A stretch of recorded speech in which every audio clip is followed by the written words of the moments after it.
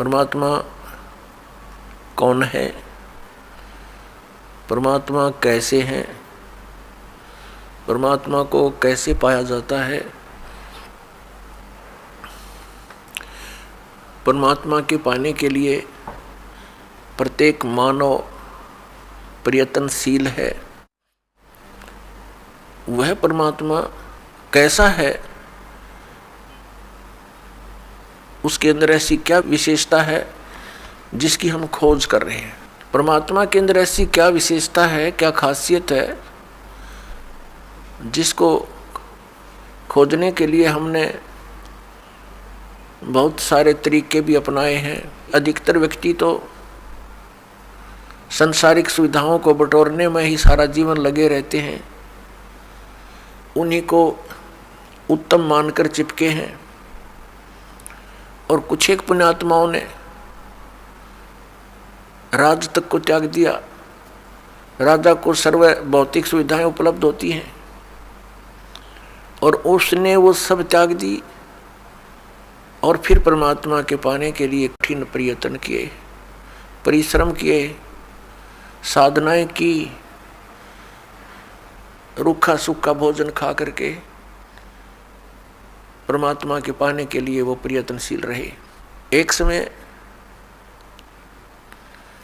एक सिमली नाम की लड़की थी और वो किसी गुरु से उपदेशी थी, आस्था भगवान में गणी थी।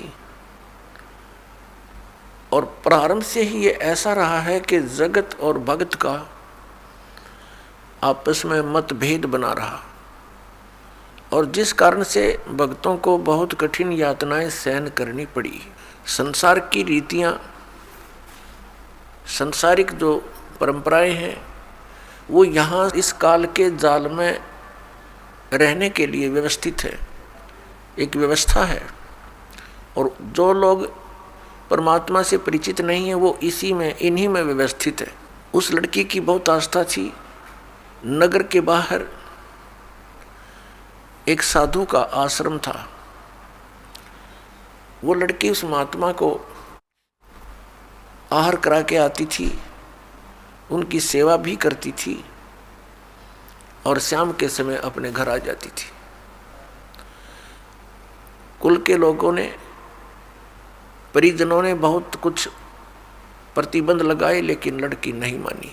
उस सिमली का एक भाई था, मंसूर नाम था उसका। उसको अन्य व्यक्तियों ने कहा कि आपकी बहन शाम के समय और गैर टाइम को वक्त जाती है संत के आश्रम में। देख ले भाई, इज्जत का सवाल है और पूरे नगर में चर्चा चलती है अपनी बहन को बनाकर। अब मंसूर ने सोचा भी पहले ये देख तो लूं, वास्तव में वहाँ उस आश्रम में ऐसा क्या है। इस दृष्टिकोण से जब उसकी बहन शाम के समय प्रतिदिन जाती थी साधु का भोजन लेकर,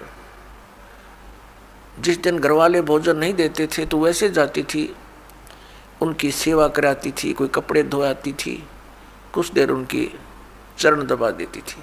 अब मंसूर ने, भाई ने सोचा कि सीधा संत से बोलना अच्छा नहीं होता। साधु संत बड़े सहनशील होते हैं और सिद्धि युक्त होते हैं। अपराध के विषय में कुछ उठपटांग कहना हानिकारक हो सकता है।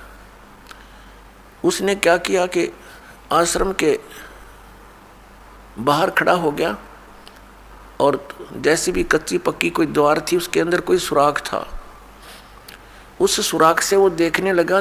छोटा सा आश्रम था, को 100 गज का होगा, गणित करना 150 गज का, और उसमें एक झोंपड़ी डली हुई थी। संत जी बाहर बैठे थे, गर्मियों के दिन थे, चंद्रमा की रोशनी थी। तो उसने देखा कि लड़की ने जाके भोजन कराया महात्मा को, फिर बर्तन साफ किए, एक दो कपड़ा धोआ, फिर महाराज जी के चरणों को दबाने लगी, सेवा करने लगी। तो क्या हुआ कि ऐसे उस महात्मा ने हाथ किया, आकाश से एक अमृत का प्याला आया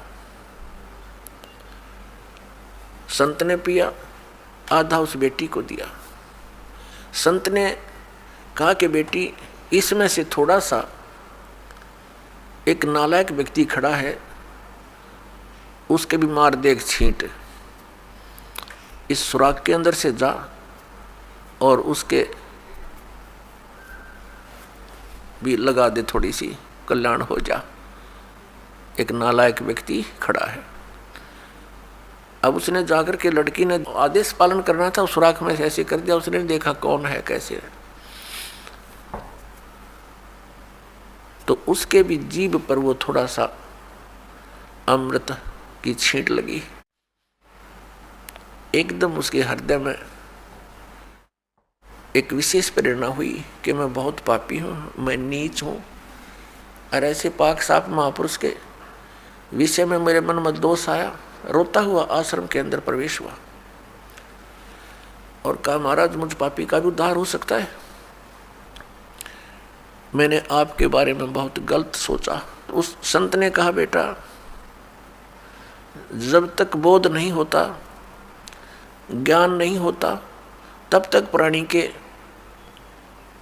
ऐसे अपराध अक्षमा करने योग्य होते हैं। और बेटा, कोई जानबूझ कर करोगे, दीक्षा उपदेश लेने के बाद आपके मन में ऐसा संत के गुरु के प्रति दोष आता है, तो फिर आप पाप के भारी बन जाओगे। काफ़ी देर सत्संग सुनाया। प्रतिदिन वो भक्त अपनी बहन के साथ दिल्ली आने लग गया। खूब सत्संग सुना, दोनों बहन भाई मिलकर सेवा करते थे। फिर क्या हुआ कि उसके हृदय में एक ऐसी प्रेरणा हुई, अनल हक। उस संत ने उसको एक मंत्र दे दिया, अनल हक, कि इसका जाप किया कर। अपने आत्माओं, पिछले पुण्यकर्मी प्राणी ही परमात्मा की खोज में लगते हैं, उनको ही इतना शीघ्र इन बातों का असर होता है, संत के वचनों का। तो महान पुण्यात्माओं में से एक था मंसूर, और संत की कृपा से उसके पिछले पुण्य स्टार्ट हो जाते हैं, उदय हो जाते हैं, और वो प्रेरित होकर के वो भक्ति प्रारंभ कर देता है। जैसे एक फॉर एग्जाम्पल, जैसे कोई कटोरी में घी डाल रखा है, उसमें एक ज्योति भी रखी है, और वो ज्योति जला रखी थी, बुझ की, घी भी है उसके अंदर, बनी बनाई बाती भी उपलब्ध है। एक सीख लगाने की आवश्यकता है, वो जग जाएगी। तो जितने भी पुण्यकर्मी प्राणी हैं, जो भी साधु संत महापुरुषों के प्रवचन सुनते हैं, किसी भी संत के, चाहे उसने भक्ति मार्ग का कति ज्ञान नहीं, लेकिन भगवान की महिमा तो वो भी सुना ही देते हैं। तो उससे क्या होता है कि वह ज्योत जग जाती है। अब वह ज्योत तक जगेगी जब तक पूर्व जन्म का उसके अंदर घी है, यानी पुण्य है, तो वो जगेगी, प्रेरणा बनी रहेगी भगवान के पाने की। यदि आगे उसमें विधि घी उसके पास नहीं है डालने के लिए, तो वो ज्योति भी जल जाएगी और घी भी समाप्त हो जाएगा, और सारा कटोरा व कटोरी काली हो जाएगी। तो पुण्यात्मा, उस अनल हक मंत्र के गुरु जी ने दे दिया, जो मंत्र देना था उसको। अनल हक का अर्थ होता है अहम ब्रह्मास्मि, मैं ही ब्रह्म हूँ, मैं ही परमात्मा हूँ, अनल हक। हालांकि ये कोई मंत्र वंत्र नहीं था, लेकिन उस मंसूर के अंदर वो पूर्व जन्म का घी और ज्योति रह रही थी, वह जगेगी। अब उस मंत्र से भविष्य में तो कोई लाभ उसको होना नहीं था, क्योंकि वो चार्जर ठीक नहीं था। पूर्व जन्म की बैटरी से उसमें इतना प्रभाव था, इतने पुण्यों से, कि उसने अनल हक कहना शुरू कर दिया कि मैं ही परमात्मा हूँ। अब बोली आत्माओं, पुण्यात्माओं को जैसा भी गुरु ज्ञान देता है, वो तो दृढ़ होते हैं। गुरु जी ने 2 दूना 6 कह दिया तो वो 6 ही बोलते रहेंगे। घर वाला कहेगा, कोई उसको बताना चाहेगा, वो नहीं मानेगा, कहता नहीं मेरे गुरु जी ने ऐसे ही बोला। तो अबोध बच्चे ऐसे ही होते हैं। इस बात का ज्ञान पूरे मुसलमान धर्म में हुआ, क्योंकि वो मुसलमान धर्म से संबंधित था, और मुसलमान धर्म ये मानता है कि जीव ब्रह्म नहीं हो सकता। वैसे तो जीव ब्रह्म हो ही नहीं सकता, ये तो अंडरस्टूड है। जीव तो ब्रह्म है ही नहीं, ब्रह्म अलग है, जीव अलग है। ब्रह्म मीन भगवान, जो जीव का भी उत्पत्ति करता है। लेकिन मुसलमान धर्म ये मानते हैं कि पृथ्वी पर परमात्मा नहीं आ सकता। वह तो सातवें आसमान में रहता है, सातवें स्वर्ग में। और कोई ये कहता है कि पृथ्वी पर परमात्मा है, वो दंड का अधिकारी है, वो भ्रमित कर रहा है, मुसलमान धर्म के विधान को बिगाड़ रहा है। इस कारण से मंसूर को बहुत बार समझाया, राजा तक बात गई, बहुत कुछ कहा लेकिन नहीं माना, अनलहक करता रहा। उसको कहा कि तू ऐसा मत बोल। अब साधु को तो कोई बोल नहीं सका था कि वो क्या मंत्र दे रहा है, लेकिन पब्लिक के अंदर जब बात आ जाती है तो वो अपना पूरा जोर शोर से विरोध करते हैं। अब क्या हुआ कि वो नहीं माना तो उसको चौराहे पर खड़ा कर दिया, बांध दिया उसको चौराहे पर। और फिर क्या कहा कि या तो तू अनलहक कहना छोड़ दे, नहीं तो तेरे पत्थर मारेंगे। उसने फिर कहा अनलहक, क्योंकि वो तो मदमस्त हो गया था, अलमस्त हो गया था। ऐसी स्थिति पूर्वजनों के पुण्यों से होती है, और भविष्य की भक्ति नहीं होती है तो वो नष्ट हो जाता है उस जीवन ऐसी पुण्यात्मा का। तो उसको सजा दी गई कि पूरे नगर के व्यक्ति इसको पत्थर मार मार के इसका वध करेंगे। ऐसी सजा दें ताकि और भी कोई ऐसी हिम्मत ना करे। तो सभी लाइन में आ रहे थे और पत्थर मार रहे थे, तू पापी है, पत्थर मार रहे थे, निकल जाते थे। अब उसकी बहन सिमली का भी नंबर आ गया। जब और पत्थर लगा रहे थे वो हंस रहा था, अनलहक अनलहक हंस रहा था। और जब उसकी बहन सिमली का नंबर आया, वो भी लाइन में खड़ी थी। तो बहन ने सोचा पत्थर तो मैं नहीं मारूंगी, लेकिन लोक लाज में आके उसने फूल उठा लिया कि मैं फूल मार आऊंगी उसके।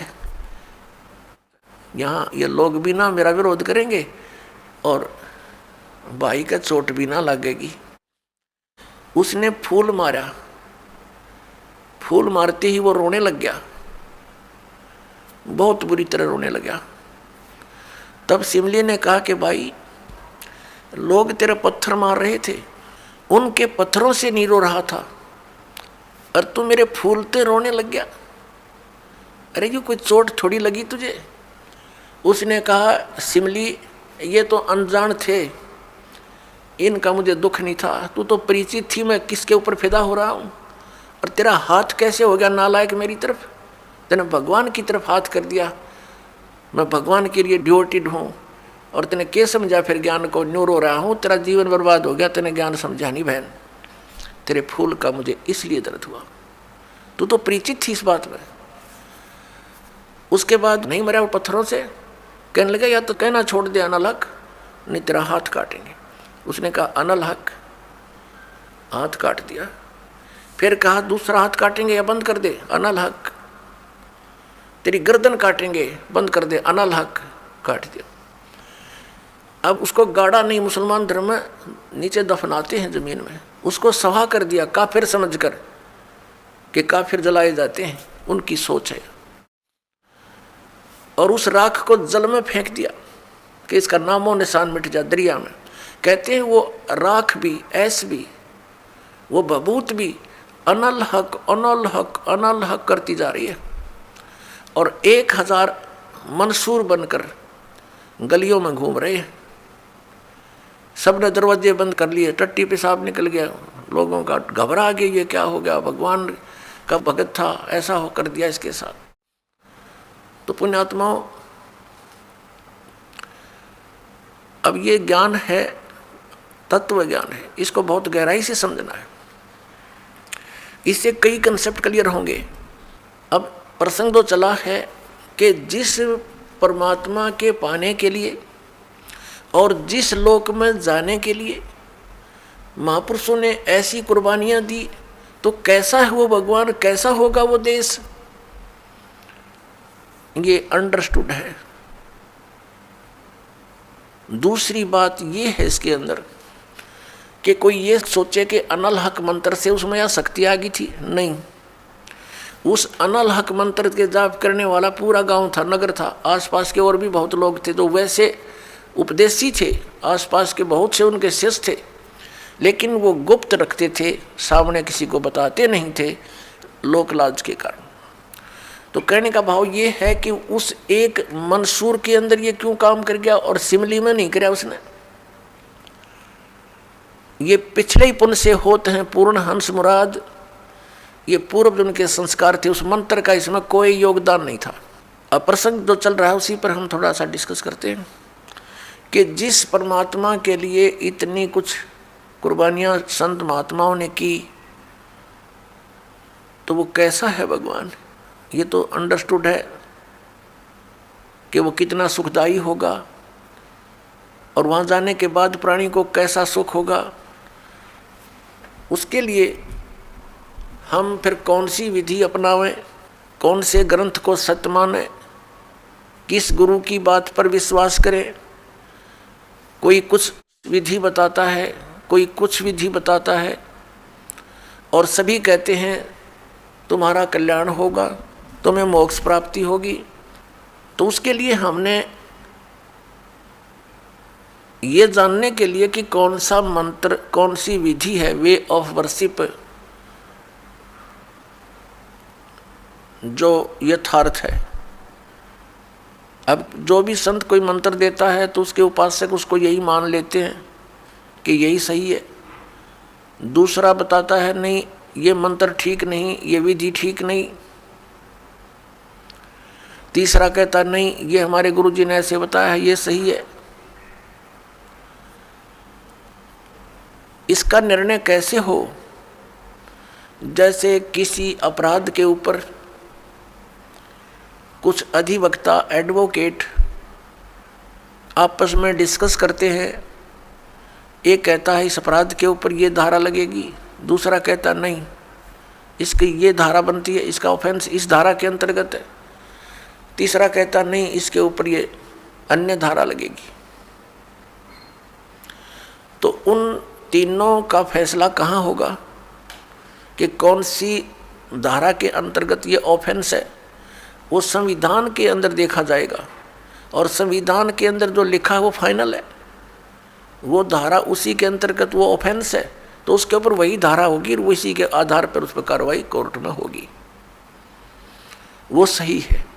ठीक इसी प्रकार हमारे पवित्र जो शास्त्र हैं, सदग्रंथ हैं, ये सभी शास्त्र हैं जैसे पवित्र पांचों वेद। चार वेद तो ये वेल नोन है, ऋग्वेद, सामवेद, यजुर्वेद, अथर्ववेद। एक पांचवा वेद है, वो स्वयं परमेश्वर के द्वारा अपने मुख कमल से बोला जाता है। प्रत्येक युग में परमात्मा अपने उस तीसरे मुक्ति धाम से यानी सतलोक से चलकर आते हैं और अपने मुख कमल से उस यथार्थ ज्ञान पांचवें वेद को बोलते हैं। वो लिपिबद्ध कर लिया जाता है, वो पांचवा वेद होता है, वो कबीर वाणी है। वो परमेश्वर के मुख कमल से निकली सच्चिदानंद घन ब्रह्म की वाणी है। गीता जी अध्याय नंबर 4 के श्लोक नंबर 32 में गीता ज्ञानदाता कहता है कि अर्जुन, जो विधि साधनाएं आपने गीता अध्याय नंबर 25 के श्लोक 31 तक सुनी, कोई कैसी साधना करता है, कोई हठ योग करता है, कोई स्वाध्याय ही करता रहता है, कोई अन्य देवताओं की पूजा करता है, कोई कठिन घोर तप करता है, कोई अहिंसावादी है जैसे मुख पर पट्टी बांध कर नंगे पैरों घूमना, कोई केवल योग अभ्यास हठ योग करके समाधिस्थ होने की चेष्टा करता है, कोई प्राण अपान की क्रियाएं करता रहता है, कोई श्वासों को बाहर निकलते अंदर जाते देखता रहता है। इस प्रकार से सभी साधक अपनी अपनी साधनाओं को वो पाप नाश करने वाली जानते हैं, मोक्षदायक मानते हैं। यदि वो इनको गलत मान ले तो इनको छोड़ दे, क्योंकि भिन्न भिन्न साधनाएं और सभी कर रहे हैं और पाना एक परमात्मा को, तो ऐसा कभी नहीं हो सकता। उस परमात्मा के पाने की एक ही विधि है जो हमारे सदग्रंथों में विद्यमान है। तो उसके बाद बताया है कि ये सभी इस प्रकार के यज्ञ यानी धार्मिक अनुष्ठानों की जानकारी विस्तार के साथ ये चौथे अध्याय के 32वें श्लोक में श्रीमद् भगवत गीता जी में लिखा है कि इस प्रकार के धार्मिक यज्ञों की जानकारी, यज्ञ माने धार्मिक अनुष्ठानों की जानकारी सच्चिदानंद घन ब्रह्म यानी ब्रह्मणे मुखे सच्चिदानंद घन ब्रह्म की वाणी में विस्तार के साथ कही गई है। और उसको जानने के उपरांत फिर तू सभी कर्म बंधन से मुक्त हो जाएगा। चौथे अध्याय के 34वें श्लोक में कहा कि वो तत्व ज्ञान जो परमात्मा ने अपने मुख कमल से बोला है वो तत्व ज्ञान है। उस तत्व ज्ञान को तू तत्वदर्शी संतों के पास जाकर समझ। वो तत्वदर्शी संत तुझे उस परमात्म तत्व का ज्ञान कराएंगे। इससे एक तो ये सिद्ध हो गया कि गीता ज्ञानदाता कंप्लीट नॉलेज, स्पिरिचुअल नॉलेज नहीं रखता। उसने ऑप्शन छोड़ दिया कि वो यथार्थ ज्ञान उस परमात्म तत्व का 18वें अध्याय के 62वें श्लोक में गीता ज्ञानदाता जिस अन्य परमात्मा की शरण में जाने को कह रहा है उसकी जानकारी कहते हैं उस तत्वदर्शी संतों के पास जाकर समझ, वो बतावेंगे। गीता ज्ञानदाता नहीं जानता। तो वहां क्या बताया है कि वो सच्चिदानंद घन ब्रह्म की वाणी वो सूक्ष्म वेद है। यहाँ गीतानुवादकर्ताओं ने चौथे अध्याय के 32वें श्लोक में अनर्थ कर दिया।